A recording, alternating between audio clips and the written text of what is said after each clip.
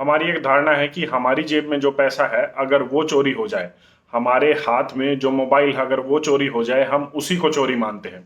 लेकिन चिंता मत कीजिए, अब आपकी जेब में, आपके पर्स में पैसा नहीं रहेगा और वो डिजिटलाइज्ड होगा। और वो डिजिटलाइज्ड पैसा भी चोरी होगा। और लगातार घटनाएं आ रही हैं। हमें ये समझना होगा कि अगर वो पैसा चोरी हो रहा है तो वो हमारा ही पैसा है। और आज इस पैसे से भी ऊपर, आपकी हर चीज से भी ऊपर एक चीज जरूरी है, वो है आपका डेटा।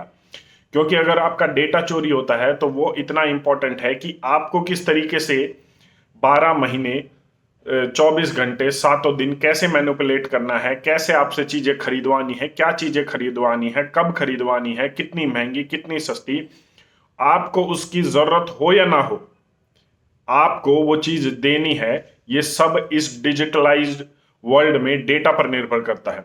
इसलिए एक कोट भी है, data is the new oil.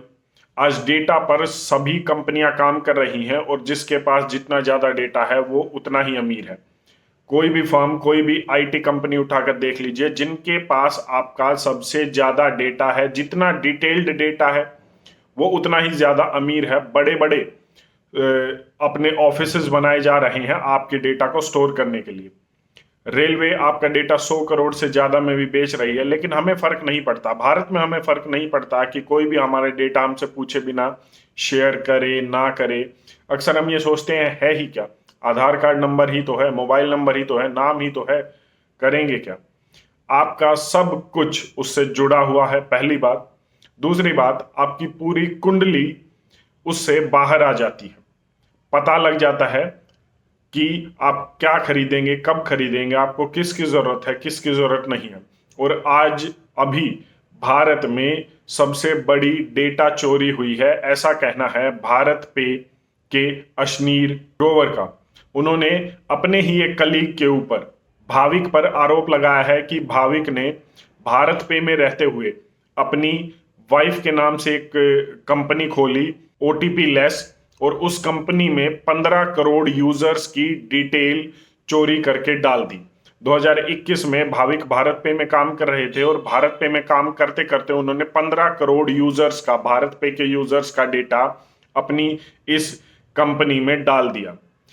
हमें कोई फर्क नहीं पड़ रहा कि किसका डेटा गया, कैसे गया, क्या गया, लेकिन ये फर्क पड़ने वाला है। आप सोच रहे हैं कि एक कंपनी से डेटा दूसरी कंपनी में चला गया है, लेकिन ऐसा नहीं है।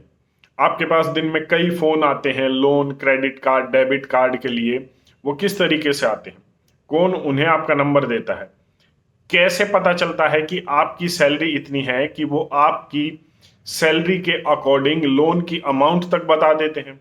उनके पास आपका सब कुछ डेटा, और ये डेटा बेचा जा रहा है। अब आप कहेंगे हमें कोई फर्क नहीं पड़ता, हम फोन काट देंगे, लेकिन आप लगातार घिरते जा रहे हैं। आप किसी भी सोशल मीडिया वेबसाइट पर लॉगिन करते हैं तो आपको उसी लेवल की, उतनी ही महंगी, उतनी ही सस्ती चीजों की एडवर्टाइजमेंट दिखाई देती है। यहां तक कि आपकी जरूरतें क्या हैं उन्हें यह भी पता है। जब आप अपना फेसबुक, ट्विटर, इंस्टाग्राम चलाते हैं, आपको वही ऐड आती है।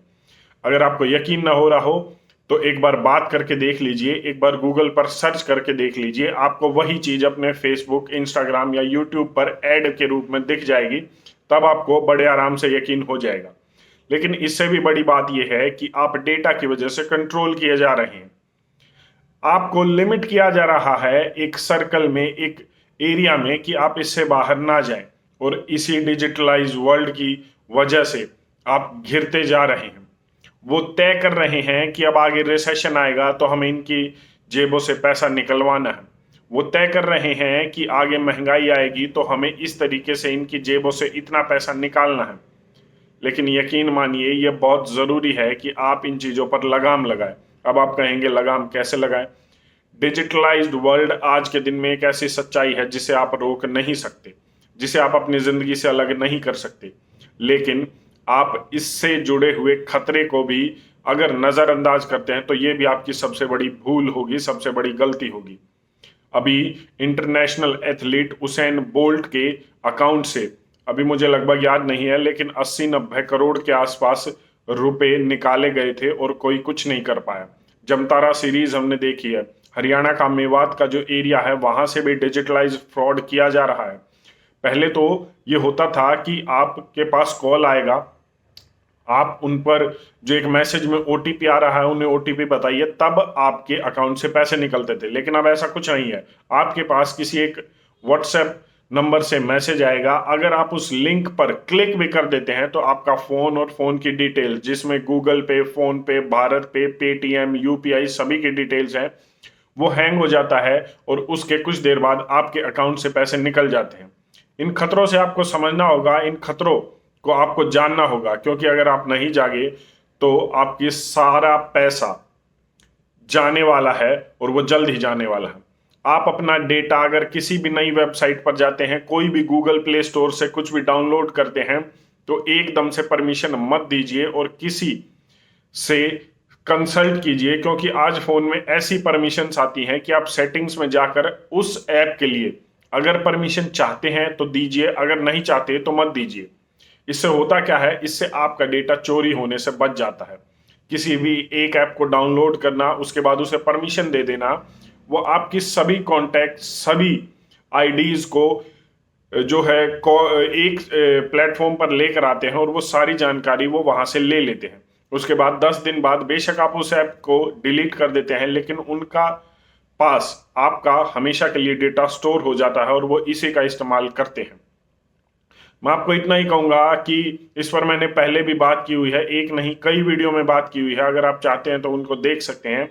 लेकिन आप डिजिटलाइज्ड वर्ल्ड के लिए थोड़ा सा सतर्क जरूर हो जाइए, क्योंकि आने वाले समय में आपको बड़ी परेशानियां, सहूलियत तो होंगी, बहुत सहूलियत है। अगर आप इन्हें सहूलियत मानते हैं कि आपको पैसे नहीं रखने पड़ रहे, आपको पर्स नहीं रखना पड़ रहा, आप फोन लेकर जाते हैं, क्यूआर कोड स्कैन करते हैं, तो आपको सहूलियत लगती है, तो सहूलियत मिल रही है, जो फैसिलिटीज मिल रही हैं, इनका फायदा उठाइए, लेकिन सतर्क जरूर रहिए, क्योंकि आने वाले समय में ये आपको बड़ा परेशान करने वाली हैं। ये सब कुछ तय करेंगी, आप कैसे खरीदें, कब खरीदें, क्या खरीदें, कब बाहर जाएं, कब ना जाएं। बैंक अकाउंट एक होगा, डिजिटलाइज्ड आईडी होगी। आईडी सिर्फ फोन की और बैंक अकाउंट की नहीं होगी, आपकी भी एक डिजिटलाइज्ड आईडी होगी और उसी से सब कुछ आप पेमेंट करेंगे। स्विट्जरलैंड की एक कंपनी ने हाथ पर चिप लगा दी है कि आप उसी से सब कुछ पेमेंट कर सकते हैं। तो आप कहाँ, क्या और कब तक सोचते रहेंगे कि दुनिया नहीं बदल रही? ये बहुत तेजी से बदल रही है, लेकिन आपको भी बदलना होगा। आज भारत का आईटी सिस्टम और भारत का साइबर क्राइम सिस्टम इतना तेज नहीं है कि आपकी जो साइबर क्राइम के तहत जो पैसा उड़ा है या जो चोरी हो उसे वो रिकवर कर दे। आज हमारे पुलिस सिस्टम के पास इतना इंफ्रास्ट्रक्चर, इतने रिसोर्सेज नहीं है कि वो आपकी चोरी किए हुए पैसे को दोबारा से जो है रिकवर कर लें। तो ये आपको ही बचना होगा और इसका रास्ता भी आपको ही निकालना होगा। किसी भी अनजान कॉल को न उठाए, कोई भी ओटीपी न बताएं, कोई भी व्हाट्सएप पर अनजान लिंक है जो लुभावना लिंक है, जिससे आपको लगता है कि वो आपको कुछ दे रहे हैं, कोई लॉटरी लगी है, इस तरीके के लिंक पर क्लिक भी ना करें। अगर आपको ऐसा लगता है कि आपका फोन हैंग हो रहा है या आपका फोन जो है ट्रैक किया जा रहा है, इस तरीके की अगर कोई बात है, तो अब तुरंत की तुरंत अपने फोन को रीस्टार्ट जरूर करें और अपनी बैंक डिटेल्स को लगातार बदलते रहें। जैसे आपके पिन है, और ये पिन कभी भी अपने फोन में स्टोर करके न रखें, क्योंकि फोन जो है, फोन का डेटा लगातार हैक हो रहा है। अगर वो हैक होता है तो वो सभी पासवर्ड आपके चले जाते हैं उन लोगों के पास, जिसके बाद आप कहते हैं कि हमने तो कुछ नहीं दिया था अपनी तरफ से, हमें क्या पता ये कैसे हो गया। तो इस तरीके की चीजों का ध्यान रखेंगे तो हो सकता है आप बच जाएं। मैं यकीन से नहीं कह रहा हूं, लेकिन चांसेस हैं कि आप इस डिजिटलाइज्ड चोरी से बच जाएंगे। आपकी इस पर अपनी क्या राय है, एक बार कमेंट करके जरूर बताएं। धन्यवाद। जय हिंद।